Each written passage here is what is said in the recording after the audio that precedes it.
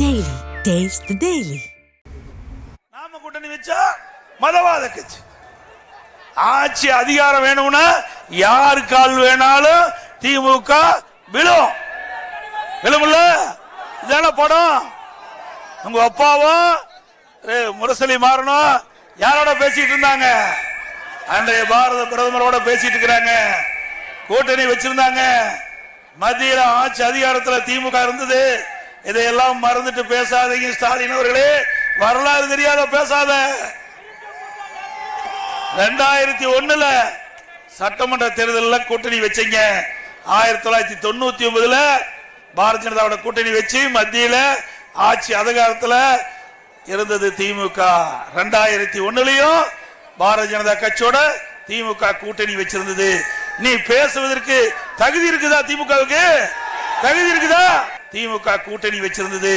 நீ பேசுவதற்கு தகுதி இருக்குதா? திமுகவுக்கு தகுதி இருக்குதா? இதுக்கு மேலையும் பேசுனா புரிஞ்சுக்க. சொல்லக்கூடாது. இது இல்லைன்னு தான் அர்த்தம். அதோட இன்னொன்னு சொல்றார். எடப்பாடி பழனிசாமி பிஜேபி கண்டு பயந்துகிட்டு இருந்தார். பயம் என்ற சொல்லு அண்ணா திமுகவுக்கு இல்ல. ஒரு தொண்டனை கூட யாராலையும் பயமுறுத்த முடியாது. அண்ணா திமுக தொண்டன் முதல் தலைவர் வரை சொந்த காலிலே நிற்கின்றவர்கள். சட்டமன்றத்திலே பேசிக்கிட்ட பொழுது அப்பொழுது திமுக கட்சி சேர்ந்தவர்கள் அவர் மீது புத்தகத்தை எரிந்து விசிறினார்கள். அவருடைய மைக்கை துண்டிச்சாங்க. அப்படி இருக்கும்போது பொன்மனச்செம்மல் புரட்சி தலைவர் எம்ஜிஆர் சட்டமன்றத்தில் பேசினார். மீண்டும் இதே ராமச்சந்திரன் சட்டமன்றத்தில் நுழைகின்ற பொழுது தமிழ் மக்களுடைய பேராதரவை பெற்று முதலமைச்சராக நுழைவேன் என்று சபதம் போட்டார்.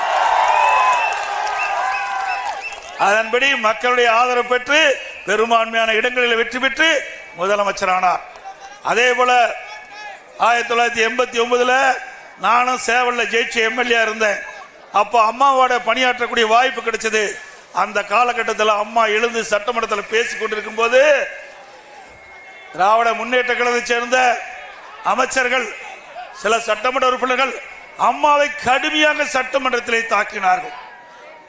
மாண்பு அம்மா அவர்கள் எதிர்கட்சி தலைவராக இருந்தாங்க, ஒரு பெண்மணியா இருந்தாங்க.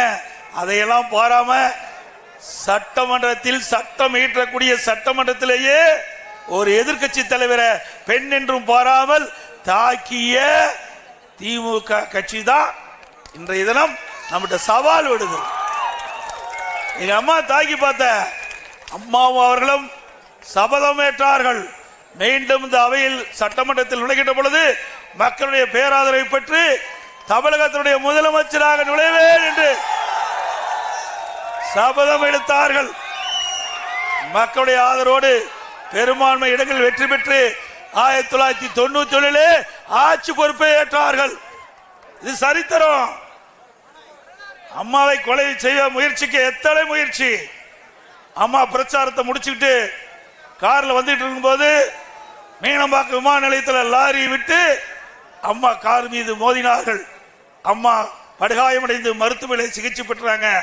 அப்ப சிகிச்சை பெறுவதற்கு கூட அனுமதிக்காம அந்த மருத்துவமனைக்கு எவ்வளவு இடையூறு பண்ணாங்க. அம்மா வெளியூர் போய் சிகிச்சை பெற்றாங்க. அதையெல்லாம் தாங்கிதான் இன்றைய தினம் அனைத்து இந்திய அண்ணா திராவிட முன்னேற்ற கழகம் எவராலையும் வீழ்த்த முடியாத இயக்கமாக, வலிமையான இயக்கமாக இன்றைக்கு உருவெடுத்திருக்கிறது. ஸ்டாலின் அவர்களே, அம்மா மறைவுக்கு பிறகு எவ்வளவு பிரச்சனையை நீங்க தூண்டி விட்டீங்க. கட்சியை உடைக்க பார்த்தீங்க, முடக்க பார்த்தீங்க, வழக்குகள் போட்டு பார்த்தீங்க. ஒன்னு நடக்கல. அண்ணா திமுக என்பது இருவரும் தெய்வங்கள் உருவாக்கிய கட்சி. பொன்மனச்செம்மல் புரட்சி தலைவர் எம்ஜிஆர், தேதயம் புரட்சி தலைவர் அம்மா இருவரும் தலைவருடைய அருள் ஆசியோடு எந்த கொம்பனும் அண்ணா திமுக தொட்டு கூட பார்க்க முடியாது. நீ போய் பிஜேபி கண்டு பயப்பட சொல்றீங்க. நீ வேணா பயப்படலாம். ஏன்னா கொள்ளையடிச்சு வச்சு பணத்தை காக்க வேணும்ல.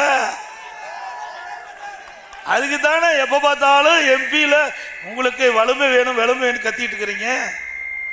அண்ணா திமுக அப்படி அல்ல. கூட்டணியில் இருந்தாலும் இல்லாவிட்டாலும் மக்களுடைய பிரச்சனையை பேசுவதில் முதல் கட்சி அண்ணா திமுக கட்சி.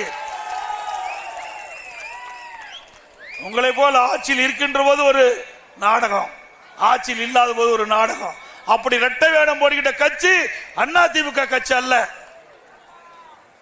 அதோட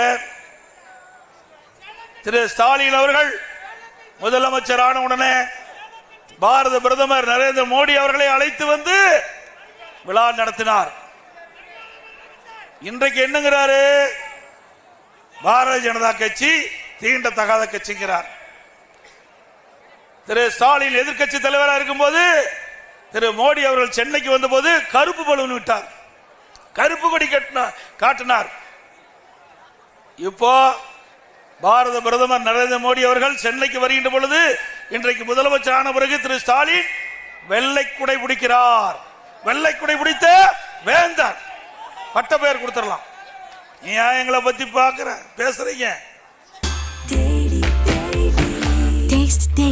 Taste the Daily.